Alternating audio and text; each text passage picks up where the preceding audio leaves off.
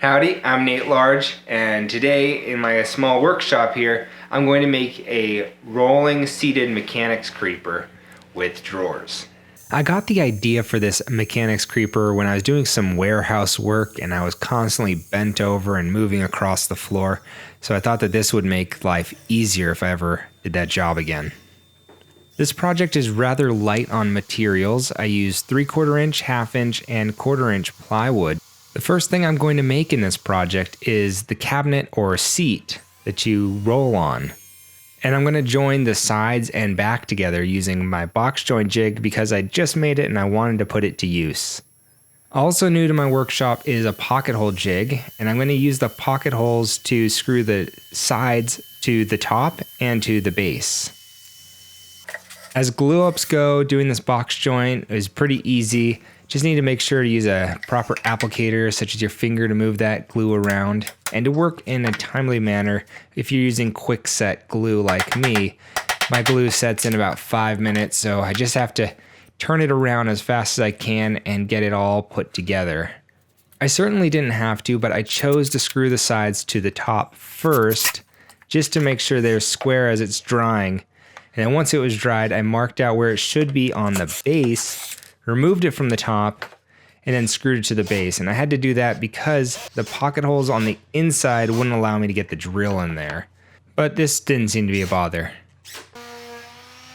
Next, I need to work on the drawers. And to do that, I'm going to use the 1/2 inch plywood.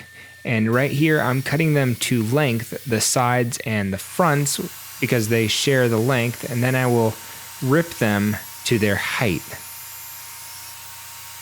Once again, I'm going to use the box joint jig, this time for the drawers. There is, however, a catch, and that is that the front of the drawers, especially the number 3 and number 2, are taller than the sides. So this is going to require a little bit of a freehand work using the jig. I'm going to have to cut out a small finger notch there that is equal to the first little 1/2 finger here on the side. And after I cut that off, it'll be business as usual. Here's a quick checkup to see how well they fit. It looks like a pretty good match, so I go ahead and cut the rest of the box joints. And this allows the two pieces to mesh up perfectly and seamlessly. Before adding the drawer bottoms, I'm going to go ahead and do a dry assembly and make sure that everything fits. Go ahead, number 3, and those are runners for number 2 to go on and runners for number 1 to go on. The drawers fit in with a little bit of wiggle room, so I went ahead and moved on to cutting a groove for the drawer bottoms. And I'm going to cut that in all sides of the drawers, front and back, and then knock the rip fence over just a little bit so that way I have a 1/4 inch opening there for this 1/4 inch board, which will act as the bottom of my drawer. Now these are the first drawers I've ever made for an actual cabinet, so I'm pretty excited to do the glue up and get these in there and see how they go. Now the important thing to do is to make sure that they're square at all times, and to do this, I made sure that my boards were all square and I held them to that, as well as I used some clamps to hold them square as they dried.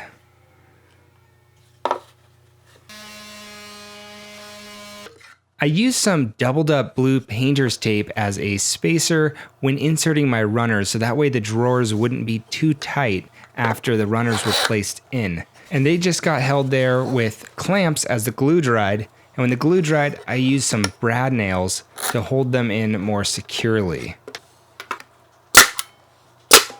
The next thing to do is to figure out the hardware for these drawers. And in keeping with the low budget nature of this project, I went ahead and just cut down some square pine and used a jig to mark out some holes so they can have some nice consistency. My other idea was to notch out a recess from the top of the drawer face, so that way you could stick your finger in to pull the drawer out, and it would leave the front of the cabinet completely flat so that way it doesn't get caught on anything. With the cabinet pretty much finished up, I set off to work on the parts tray, and I used this square stock and gave it a chamfer, and then I went over and cut it out in some miters so that way I can corner out the parts trays on the side of the mechanic stool. And then I used the crosscut sled to cut those small mitered pieces to length. So I just went ahead and used some brad nails to hold this on, no glue in case I need to take it off, and that proved to be extremely useful. As you will see right now, when I decided to try to figure out the location of where the caster should go, I noticed that the miters that I just put on there, those moldings, were just in the way. I need to keep these casters really close to the corners so that way I can have more stability, as this thing can tip if you kind of get the wheels turned in and the weight goes on the outside. I also need to make sure that that hole that I'm drilling right now doesn't interfere with that backboard on the cabinet. So I drilled that one first, and then I tightened it down, and I marked out the other 3 hole locations for that caster. And then I put that molding back on to the sides for the part bends.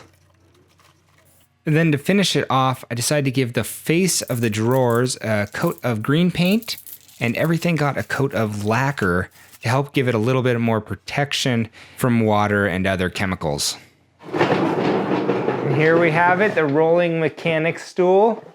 It's got part storage on both sides, 3 drawers. Went ahead and loaded myself up with some tools. I also filled the pocket holes on the outside with some dowel rod in order to give it a smoother surface.